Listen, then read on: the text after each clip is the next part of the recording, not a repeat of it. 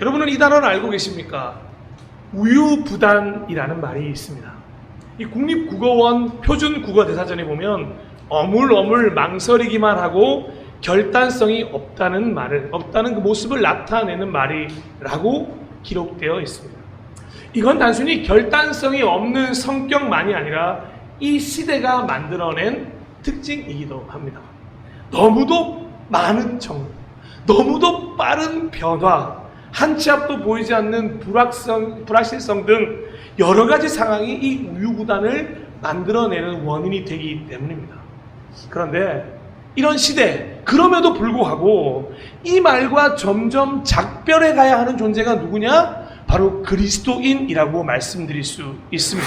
그리고 우리는 이 말과 점점 멀어져 가면서 이 말과 친하게 지내지 않는 신앙생활을 해야 한다는 거죠. 무엇보다 이 구원의 함께 나눌 생육하고 번성하라는 이 축복의 말씀에 순종하기 위해서는 반드시 버려야 할 저 우유부단이라는 단어입니다. 그런데 하나님은 이 우유부단한 인간에 대해서도 너무도 잘 알고 계십니다. 그 중에서도 언제나 이 인간이 하나님과 관련하여 하나님을 선택하는 단호함이 없다는 걸 잘 알고 계십니다. 요즘 말하는 어찌 보면 단호함의 끝을 말하는 그 티를 가진 성격이라고 할지라도 사실상 신앙생활에 들어가면 어물어물 결단성이 없는 이 우유부담이 드러나는 걸 보면 인간은 모두 이 단호함, 하나님 앞에서의 단호함을 갖기가 참으로 어렵다는 걸 알 수가 있습니다. 그리고 성경은 그런 많은 사람들에 대한 이야기를 우리에게 알려주고 있습니다. 특별히 이스라엘 역사가 왜 이렇게 어두웠는가? 사사기를 시작해서 왕들의 시기에 이르기까지 그들의 결단성, 단호함이라고는 조금도 존재하지 않았고 언제나 그들은 우유부단하여 하나님을 떠나기 일쑤였습니다. 그들의 삶 속에는 언제나 망설임이 존재했기 때문에 하나님이냐? 세상이냐? 망설여야 할 이유가 조금도 없음에도 불구하고 사사기 시절을 거치며 왕들의 시절을 거치며 하나님이 그토록 많은 축복을 줬음에도 불구하고 여전히 망설였던 거죠. 그런데 그 망설임이 시작되었던 가장 첫 시대를 알고 있으십니까? 바로 여호수아 24장 15절입니다. 주님을 섬기고 싶지 않거든 조상들이 강 저쪽에 메소포타미아에서 섬기던 신들이든지 아니면 당신들이 살고 있는 땅 아모리 사람들의 신들이든지 당신들이 어떤 신들을 섬길 것인지를 오늘 선택하십시오. 나와 나의 집안은 주님을 섬길 것입니다. 아멘. 이 말은 여호수아서 전체를 통해 가나안에 정착한 이스라엘 백성들을 향해 거의 여호수아의 마지막 유언과도 같은 말이었습니다. 오직 하나님의 은혜로 출애굽한 후 하나님이 허락하신 가나안 땅에 정착하게 살던 이스라엘 백성입니다.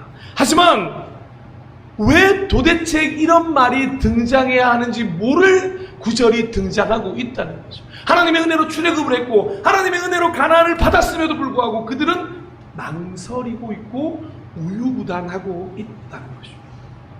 그래서 이 구절의 가장 큰 이유가 되었던 것도 한번 살펴볼 필요가 있을 것 같습니다. 왜 이런 시대가 되었느냐? 사사기 1장 28절입니다. 그런데 이스라엘 백성은 강성해진 다음에도 가나안 사람을 모조리 몰아내지 않고 그들을 부역군으로 삼았다. 자, 그들이 망설이게 된 이유를 사사기 1장에서 어떤 이야기냐면 이스라엘 백성이 가나안 백성을 다 몰아내지 않았다는 이유로 연결하고 있다는 거죠. 단순해 보이는 이 구절 속에는 하나님의 불순종이, 하나님에 대한 불순종이 담겨져 있습니다. 생육하고 번성하도록 도우신 하나님의 은혜의 손길을 자기 발로 차버린 그 이스라엘 백성의 태도에 대한 것도 이 구절에 나와 있는데 왜냐? 이 구절은 하나님의 직접적인 명령을 어긴 구절이었기 때문에 그렇습니다. 오늘 읽었던 신명기 7장 1절에서 2절 말씀입니다. 주 당신들의 하나님이 당신들이 들어가 차지할 땅으로 당신들을 이끌어 들이시고자, 가나안 땅이죠.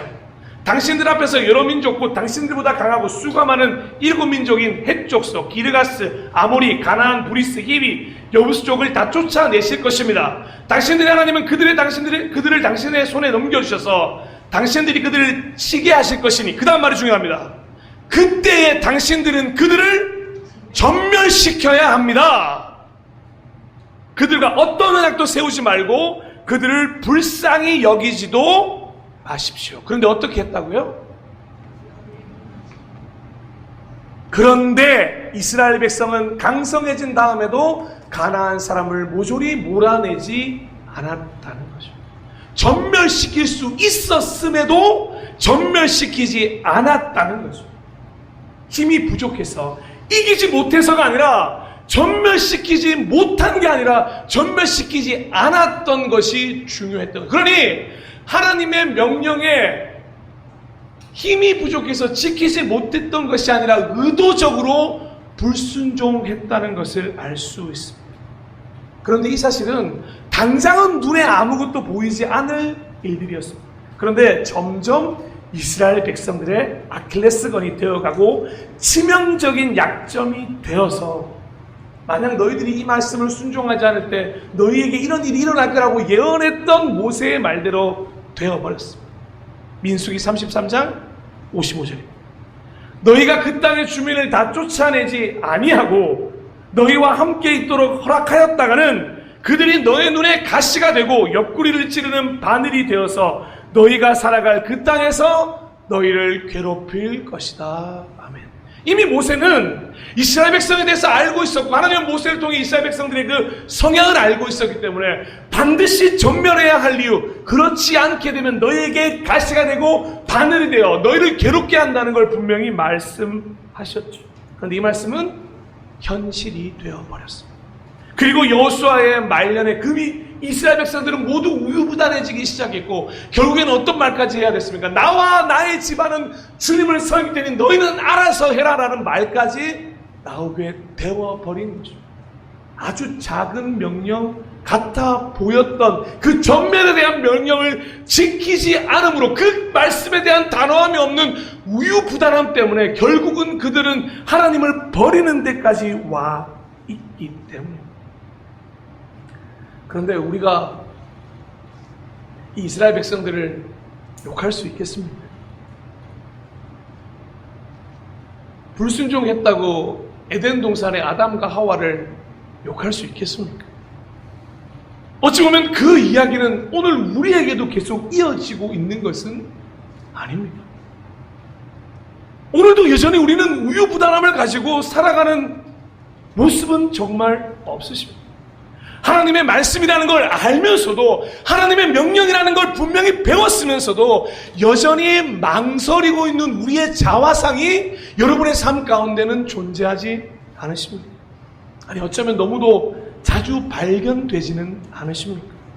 생육하고 번성해라, 이 말씀을 분명히 우리는 지켜나가야 함에도 불구하고 생육과 번성은커녕 멸망과 몰락을 경험하는 삶이 더 많아지는 이유는 우리에게 바로 이 결코 물러설 수 없는 단호함이 사라져가고 있기 때문에, 너무도 많이 타협하고 있고, 너무도 많이 우유부단하고 있고, 너무도 많이 망설이고 있다는 거죠. 사랑하는 동역자 여러분, 신앙생활에는 이 결코 물러서지 않아야 할 단호함의 영역이 분명히 존재하는 것입니다. 오늘 그 말씀을 통해서 제가 세 가지로 그 영역을 좀 나누어 보고자 합니다.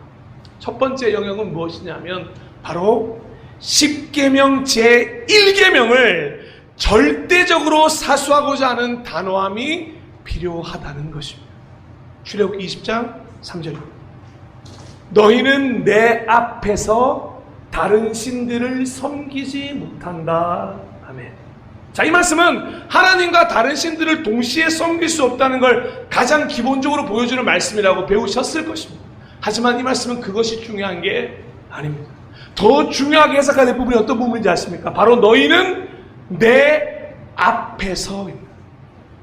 하나님 앞에서, 즉 하나님을 섬기면서 하나님을 하나님으로 모시고 있으면서 그 앞에서 다른 신들을 섬기려고 하는 행동, 다른 신들을 향한 모호하고 혼합된 마음에 대한 마음을 경계하는, 그걸 단호하게 명령하고 계시는 말씀이라는 걸 깨달으셔야 합니다. 다른 신이 없어야 한다는 것 중요한 게 아니라 하나님을 섬기면서도, 신앙생활을 하면서도 종교생활을 하는 것처럼 변해버리고 있는 우리의 상황을 제10계명 1계명으로 우리에게 단호하게 말씀해 주고 계시는 거죠. 많은 그리스도인들이 하나님을 믿습니다. 저 잘 알고 있습니다. 그런데 너무도 놀랍게도 하나님 앞에서 하나님과 동시에 섬기는 신들이 있다는 거죠. 하나님은 그걸 절대적으로 사수해야 한다고 말씀하고 계시는 거죠. 하나님과 함께 다른 신들도 사며 두려워하는 그 마음을, 하나님이 있으시니까 하나님하고도 또 다른 제2, 제3의 하나님 좀 있으면 어때? 사랑하는 동역자 여러분, 하나님 한 분만, 오직 하나님만 섬겨야 주님만이 나의 기쁨이십니다. 주님만이 나의 사랑이십니다. 이건 단순히 찬양으로만 끝나야 할 것이 아니라 우리의 삶에서 반드시 지켜야 할 단호함이라는 것입니다. 하나님과 같은, 아니 하나님과 비슷한 레벨의 그 어떤 것도 우리의 삶 가운데 두지 않아야 합니다. 그래서 예수님은 다시 한번 이걸 뭐라고 굳건히 말씀하셨습니까? 마가복음 12장 29절, 예수께서 대답하셨다. 첫째는 이것이다. 사랑하는 여러분, 첫째는 이것입니다. 이스라엘아 들어라. 우리 하나님이신 주님은 오직 한 분이신 주님이시다. 할렐루야. 여러분, 이걸 양보하시면 안 됩니다. 하나님 외에도 다른 신이 있다는 생각, 하나님 한 분만으로 만족하지 못하고 무언가 다른 신이 있을 것 같고 하나님을 대체할 무언가가 나타나기 시작하고, 무엇보다 그 존재가 자신 스스로 신이 되어버린다면 그 유부단함이 우리를 둘러 덮을 때는 우리는 서서히 생육과 번성이 아닌 멸망과 몰락으로 갈 수밖에 없다는 것입니다. 신앙생활이 왜 자꾸 지치고 힘듭니까? 우리에게 하나님 한 분이 아닌 다른 신이 하나님과 같은 것 자리에 있기 때문입니다. 사랑하는 여러분, 그래서 이스라엘 백성들은 전멸시키지 못했던 그 가나안의 신들에게 넘어가기 시작합니다. 여러분, 그들에게 하나님이 없었던 게 아닙니다. 하나님 믿고 있었습니다. 하나님과 함께하고 있었습니다. 하나님의 축복을 누리고 있었습니다. 그런데 그 하나님과 함께하면서도 가나안의 그 쾌락의 신들이 너무도 좋은 거예요. 하나님도 있고 그 쾌락의 신도 같이 섬기면 되지 뭘? 하나님 다 이해하실 거예요. 그렇게 물들어가기 시작했던 이스라엘 백성들은 결국 누구의 손을 놓았을까요? 하나님의 손을 놓게 되었던 것입니다. 그래서 여호수아는 하나님만을 섬겨야 한다는 걸 애둘러 그렇게 선포했음에도 불구하고 그들은 따르지 않았다. 그리고 모세에 이어 여호수아도 그들이 돌아섬을 보고 이렇게까지 말하게 됩니다. 여호수아 24장 19절에서 20절. 그러나 여호수아는 백성들에게 이렇게 말하였다. 당신들은 주님을 섬기지 못할 것입니다. 그분은 거룩하신 하나님이시며 질투하신 하나님이시기 때문에 당신들의 허물과 죄를 용서하지 않을 것입니다. 만일 당신들이 주님을 저버리고 이방신들을 섬기면 그는 당신들에게 대항하여 돌아서서 재앙을 내리시고 당신들에게 좋게 대하신 뒤에라도 당신들을 멸망시키시고 말 것입니다. 이스라엘 백성을 향한 그 안타까운 마음이 담겨있는 이 여호수아의 말을 이스라엘 백성들은 여호수아가 살아있는 동안, 아니 여호수아 밑에서 배웠던 장로들이 살아있는 동안에만 이 말씀을 지키게 했다. 그리고 안타깝게도 24장 31절에는 이런 기록이 등장합니다. 이스라엘은 여호수아의 생전에 줄곧 주님을 섬겼고 여호수아가 죽은 뒤에도 주님께서 이스라엘에게 베푸신 모든 일을 아는 장로들이 살아있는 날 동안에는 주님을 섬겼다. 그럼 그 다음 말은 뭘까요? 그리고는 주님을 버렸다. 그리고 사사기가 시작되는 것입니다. 사랑하는 동역자 여러분, 단호하게 10계명 제1계명에서부터 다시 시작하는 신앙생활이 되어야 합니다. 하나님만이 나의 하나님입니다. 나의 왕이시고 나의 주인이시고 나의 아버지이십니다. 하나님만을 섬겨야 하고 하나님 외에 다른 신은 없습니다. 하나님만이, 오직 하나님만을 향한 결코 물러설 수 없는 저 단호함을 소유하시기를 축복합니다. 그래서 예레미야의 10장 10절에 나오는 예레미야의 고백이 여러분의 고백이 됐으면 좋겠는데요, 우리 다 함께 이 시간에 믿음으로 한번 선포해 보았으면 좋겠습니다. 시작. 오직 주님만이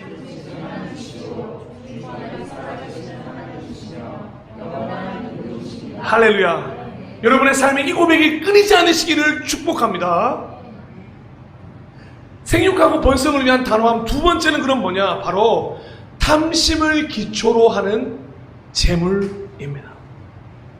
탐심을 기초로 하는 재물. 마태복음 6장 24절입니다. 한 사람이 두 주인을 섬기지 못할 것이니 혹 이를 미워하고 저를 사랑하거나 혹 이를 중히 여기고 저를 경히 여김이라. 너희가 하나님과 재물을 겸하여 섬기지 못하느니라. 아멘. 예수님께서 사복음서를 통틀어 유일하게 하나님과 동시에 비교하신 유일한 단어가 뭔지 아십니까? 바로 저 재물입니다. 왜 하나님과 동등하게 저 단어를 구별했겠습니까? 인간에게 가장 약한 지점이 뭔지 하나님은 정확하게 알고 계셨습니다. 우리가 무엇에 가장 약합니까? 바로 저 재물입니다. 저 재물 때문에 하나님을 버리고 하나님 앞에 눈물 쏟기도 하고, 저 재물이 없음으로 인생의 공허함을 느끼기도 하고, 저 재물 때문에 수많은 감정을 우리는 느끼고 살아갑니다. 그래서 이 말의 뜻이 무엇인지 알았던 바울은 우리는 이렇게까지 권면하죠. 골로새서 3장 5절입니다.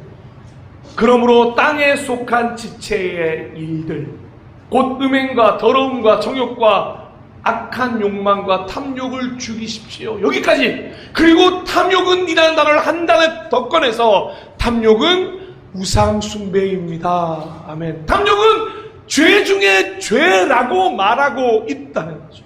결국 그 재물 자체가 아니라 하나님과 비교할 만큼의, 하나님 말고도 자신의 주인이 되는 만큼의 그 탐욕이 기초가 된 재물이 우상 숭배가 될 수 있다는 걸 우리는 잊지 말아야 한다는 것입니다. 우리는 흔히 내게 족한 은혜라는 말을 쓰지만 그 내게 족하다는 말을 계속해서 기준을 올리곤 합니다. 예전에는 100만 원만 써도 너무 감사했던 시절이 있었는데, 아니요, 좀 더 돌아가 볼까요? 옛날에는 버는 것만으로 감사할 때가 있어. 아니, 조금 더 돌아가 볼까요? 먹는 것만으로 감사할 때가 있어. 조금만 더 돌아가 볼까요? 살아있는 것만으로도 감사할 때가 있었는데, 어느 순간 그 모든 것을 채우고 내가 뭘 입지, 내가 뭘 차지, 내가 어느 집에 살지, 내가 무슨 차를 타지, 내가 어디를 다녀왔지로 그 사람의 인생을 결정하게 되는 그 탐심이 기초가 되는 재물까지 가버리고 나면 우리는 생육하고 번성이 아니라 진짜 이 땅에서 잘 먹고 잘 사는 삶을 노릴 수밖에 없는 것입니다. 이 탐심을 헬라어로 기억나십니까? 이 탐심을 플레오넥시아, 재물이 아니라 탐심인데 잘못 적힌 거예요. 탐심을 플레오넥시아라고 합니다. 여러분, 이 단어 기억하십니까? 이미 충분히 가지고 있지만 더 많은 것을 가지려고 하는 단어가 이 플레오넥시아예요. 이 말 듣고 늘 생각하죠. 아직 부족해서 더 채웠으면 좋겠어요. 여러분, 솔직히 우리는 다 부족하죠. 저 플레오넥시아라는 단어를 언제 내 삶 가운데 한번 누려본 적이 언제 있습니까? 저 가끔씩 하나님께 화내요. 하나님, 난 한 번도 플레오넥시아를 누려본 적이 없는데 맨날 저걸 경계하라 그러시냐고. 그럼 하나님 늘 성경 집회만 나오잖아요. 이미 내게 준 것이 족하니라. 하나님, 여러분, 이걸 한번 생각해 보십시오. 여러분, 정말 하나님이 주신 그것으로 지금 만족하고 계십니까? 아니면 플레오넥시아를 향해 달려가는 삶이십니까? 그리고 기억하십니까? 이 플레오넥시아는 반드시 인색함이라는 단어와 동반된다. 그러니 그렇게 차고 넘치는 삶을 통해 나만 행복한 삶, 나만 누리는 삶, 그것만을 말하는 단어가 이 플레오 넥시아이기 때문에 우상 숭배라는 단어까지 사용하고 있었던 겁니다. 여러분, 뱀이 아담과 하와를 유혹할 때 썼던 말 기억나십니까? 창세기 3장 4절에서 5절. 뱀이 여자에게 말하였다. 너희는 절대로 죽지 않는다. 하나님은 너희가 그 나무 열매를 먹으면 너희의 눈이 밝아지고 하나님처럼 되어서 선과 악을 알게 된다는 걸 아시고 그렇게 말씀하신 거야. 단 하나의 부족함도 없었던 에덴 동산에 뱀은 찾아와 너희들에게 부족한 게 하나 있어. 너 선과 악 모르지? 너 하나님처럼 될 수 있는데 너 안 되는 거야. 라고 하는 부족함을 말하기 시작했습니다. 여러분, 우리가 이 말을 들을 때 얼마나, 제가 며칠 전에 어느 라디오를 듣다가 현대자동차 영업사원 한 분이 나오셨습니다. 이분의 왜 이까지 나왔냐면 아반떼를 사러 갔다 그랜저를 사게 만드는 능력을 가졌다고 하더라고요. 뭐 얼마나 대단한 능력이라고 그 라디오까지 나왔냐 싶은데 한번 잘 생각해 보십시오. 여러분, 제가 정확히 자각해서 모릅니다만 아마 그 두 배가 될 겁니다. 근데 나는 아반떼를 사러 갔어요. 아니, 아반떼도 나한테 충분해. 죄송해요. 아반떼 제가 무시하는 절대 아닙니다. 제가 이 단어를 말씀드려 죄송합니다만 땡땡, 제가 죄송합니다. 그 아반떼 아니시고 K5세요. 네, 서울로 얘기하셔서. 그 차도 좋지만 갔는데 말하는 거예요. 처음 딱 도착하자마자 아유 손님, 화를 낸대요. 왜요? 손님은 지금 그랜저가 어울릴 상이야? 어느 순간 그랜저를 계약하고 있는 나를 보면서, 여러분, 아반떼도 잘 굴러갑니다. 아니, 괜찮아요. 연비도 좋고. 그런데요, 이상하죠? 그 말 한마디에, 나 정도면 그랜저를 타야 되나? 그리고 어느 순간 그 그랜저를 타고 자동차 사원을 딱 나서면서 자동차 사원은 뒤에서 오늘도, 여러분, 뱀이 이런 모습 아니었어요? 제가 그 사원을 뱀에 빗대는 게 아닙니다. 오해하지 마십시오. 여러분, 우리에게는 부족함이 있으십니까? 많이? 정말로 그것이 절대 채워질 수 없는 결핍이십니까? 아마 아닐 겁니다. 그냥 더 갖고 싶은 탐심이 있을 것입니다. 그리고 그걸 언제나 자극하여 그 탐심이 우리의 삶을 뒤흔들게 만드는 그 유혹이 우리 삶 가운데 있을 것입니다. 여러분, 그렇게 해서 아담과 하와가 선과 악을 알기 위해 선악과를 먹고 나서 그들의 결과는 무엇이었습니까? 온통 충만한 삶에서 결과는 사망이었습니다. 하나님과 겸하여 섬길 수 없는 모든 삶을 선택하게 되었고, 하나님과 결별하게 되었고, 하나님을 잃어버리게 되었고. 그럼 이스라엘 백성도 마찬가지입니다. 왜 가나안 족속을 전멸시키지 않았다고 아까 기록된지 아십니까?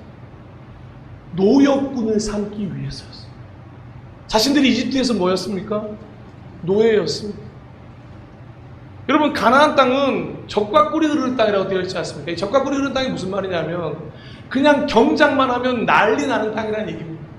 그냥 조금만 노력하면 하나님이 먹을 것 풍성히 주시는, 그냥 하나님이 정말 축복하시는 땅이라는 이야기를 그렇게 젖과 꿀이 흐르는 땅이라고 말하는 겁니다. 그러니 그들에게 노예가 필요 없어서 그냥 조금만 노동을 하면 얼마든지 많은 걸 얻을 수 있었습니다. 그런데 그들의 마음속에 욕심이 생겼죠. 나도 이집트의 노예였는데 내가 저것들을 잡아 내 노예를 만들어야겠다. 하나님은 단 한 번도 명령하지 않으셨던 그 일을, 그 가나안 백성을 노예로 삼기 위해 그들을 전멸시키지 않게 되었고, 노예는커녕 그들의 노예가 되는 완전히 역전된 삶을 살게 됩니다.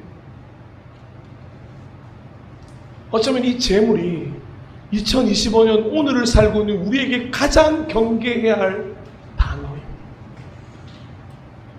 결코 물러서지 않아야 할 단어함이 반드시 필요한 영역이 바로 이 탐심입니다. 다시 한번 말씀드립니다. 저는 단순한 재물에 대해서 이야기를 드리는 것이 아닙니다.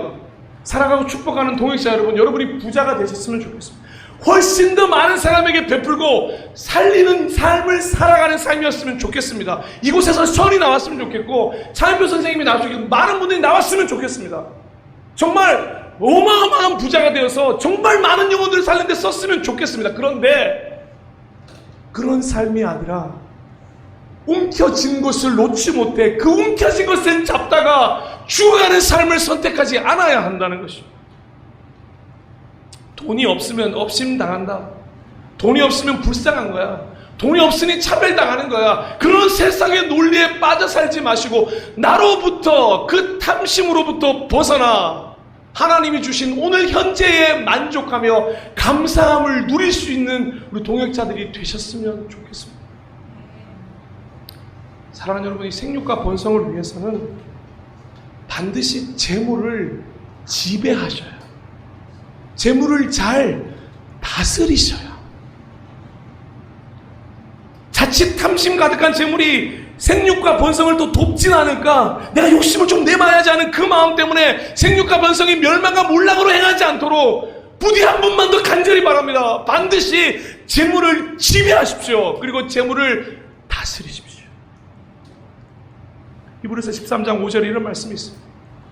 돈을 사랑함이 없이 살아야 하고 지금 가지고 있는 것으로 만족해야 합니다.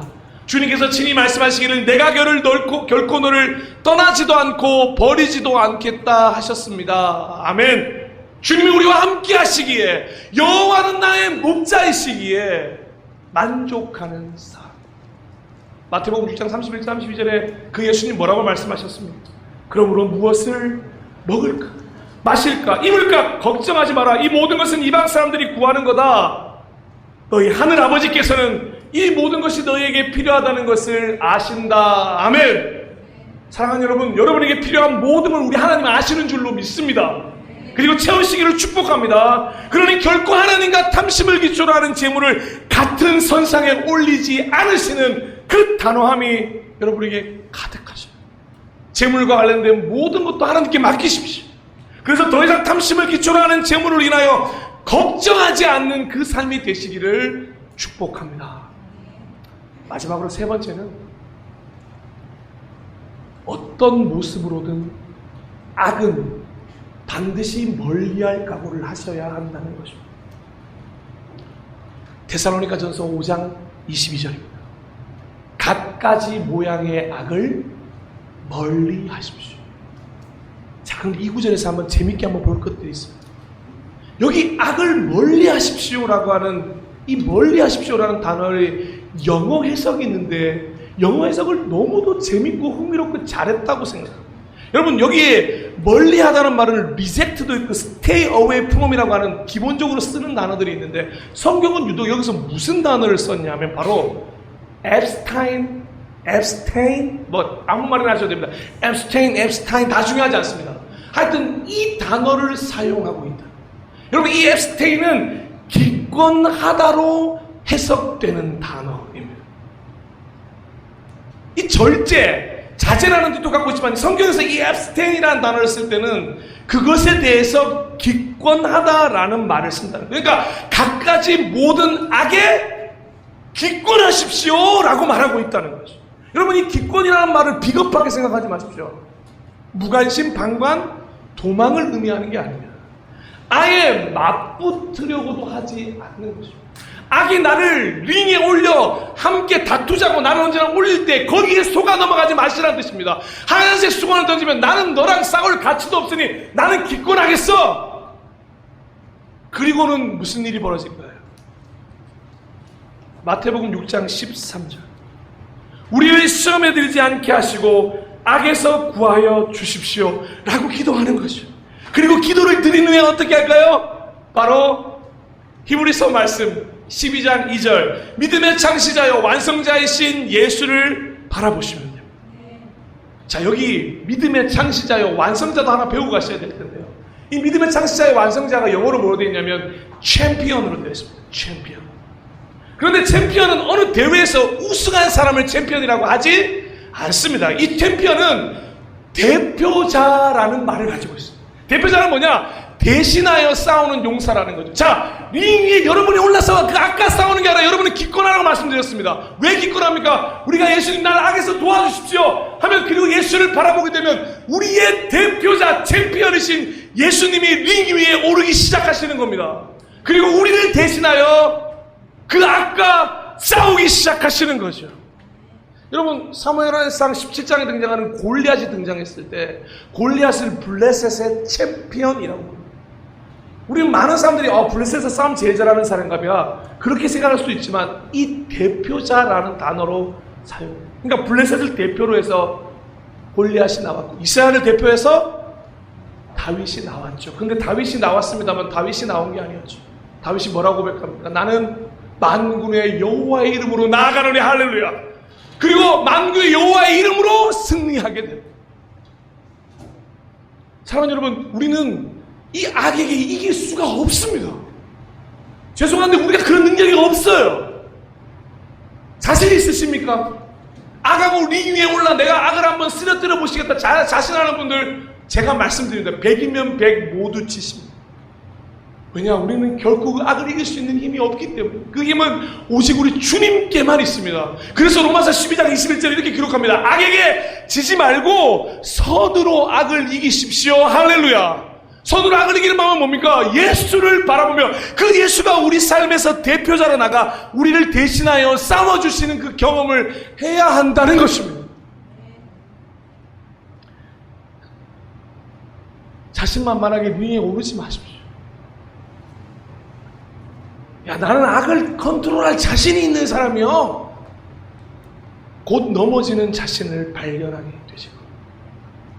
예수님조차도 그 악을 무엇으로 물리쳤어요? 말씀으로 물리치실 정도로 악은 정말 대단한 녀석이지. 그러니까 그 악이 뭐라고 해도 자기도 말씀으로 대처하고. 여러분, 다시 한번 부탁드립니다. 악에게 기권하십시오. 그제서야 주님의 시간입니다.